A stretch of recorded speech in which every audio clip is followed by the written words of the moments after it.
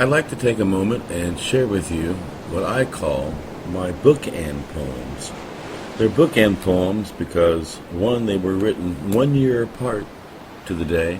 Two, after you hear them, you realize they belong together. Three, when they came out of me, they came out on paper, laid out and designed in the same way, and both came to me through what is referred to as automatic writing.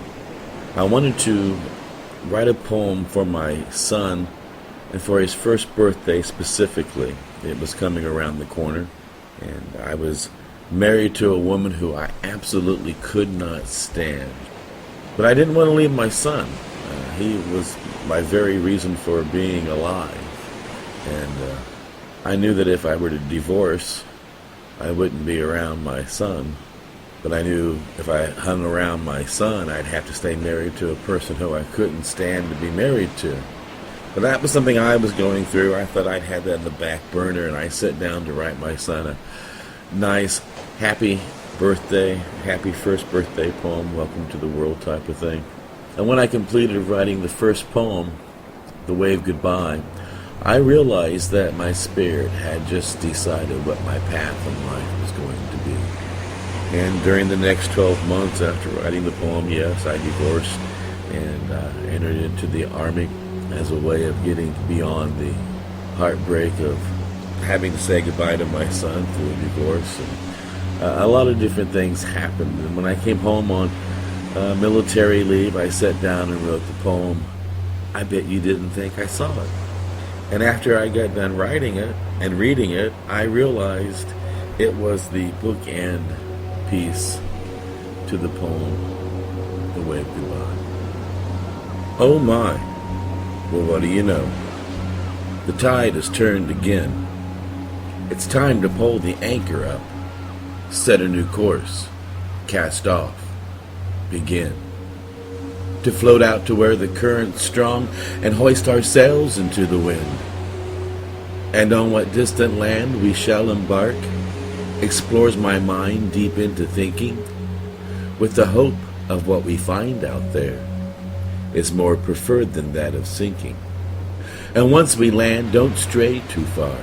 The ship is due to sail again, for we've only found an island, and we must leave before the rain, with the hope we find a mainland where we seeds can turn to grain.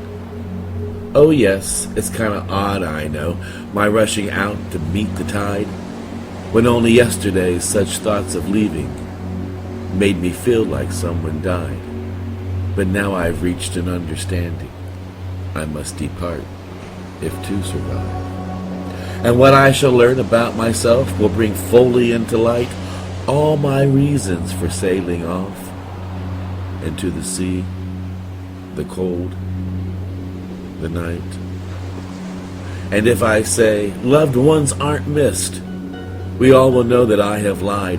So just leave me up in the crow's nest, for it's here I wish to ride and watch my shipmates casting off as we float out slowly with the tide.